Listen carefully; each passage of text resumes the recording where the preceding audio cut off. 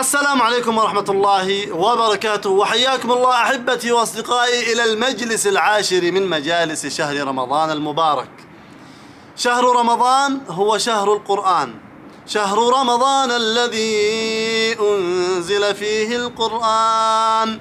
فإذا علمنا أن شهر رمضان هو شهر القرآن فلنجد ونهتم ونقرأ القرآن ونختمه ولو كل يوم 3 ختمات أو ختمتين، أو على الأقل كل يوم ختمة. اجتهد في قراءة القرآن بنية خالصة لله وقلب متأثر وتلاوة هادئة متدبرة حتى تفهم القرآن. إذا قرأت بعض الآيات من القرآن وفهمتها فاسأل نفسك: هل طبقت هذه الآيات على حياتك اليومية أم لا؟ إذا كان النبي عليه الصلاة والسلام يتدارس القرآن هو وجبريل عليه السلام يوميا في رمضان، فمن باب أولى أن نتدارس نحن القرآن ونقرأه ونفهمه ونتدبره ونرتله كل يوم في رمضان. هنيئا لمن ختم القرآن في رمضان مرة، وهنيئا لمن ختم القرآن مرتين، وهنيئا لمن ختم القرآن كل 10 أيام،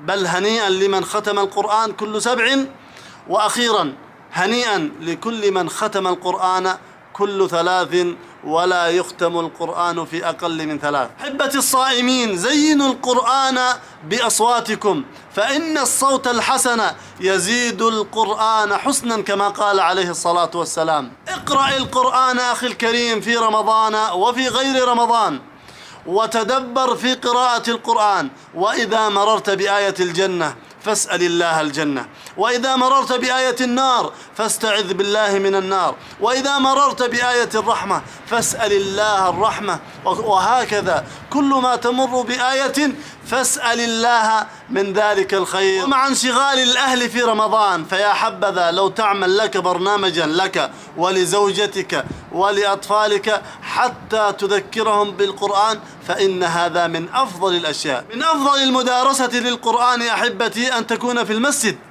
فإن المسجد بيت الله، وفيه أيضا يخشع القلب ويقبل على الله. فاقرأوا القرآن دائما في المسجد، ولا مانع من قراءته أيضا في البيت. يقول عليه الصلاة والسلام: ما اجتمع قوم في بيت من بيوت الله يتلون كتابه ويتدارسونه بينهم إلا نزلت عليهم الملائكة وحفتهم الرحمة وذكرهم الله في من عنده. وأخيرا أحبتي، تأدب بآداب قراءة القرآن المستحبة، فلتبدأ بالاستعاذة بالله من الشيطان الرجيم عند بدايته، وإذا مررت بآية سجدة فاسجد، وهكذا فعظموا القرآن في قلوبكم واقرؤوه في مصاحفكم. أسأل الله عز وجل أن يوفقني وإياكم إلى قراءة القرآن في رمضان وفي غيره، وأن يكرمنا ب7 ختمات أو ب10 ختمات للقرآن في رمضان.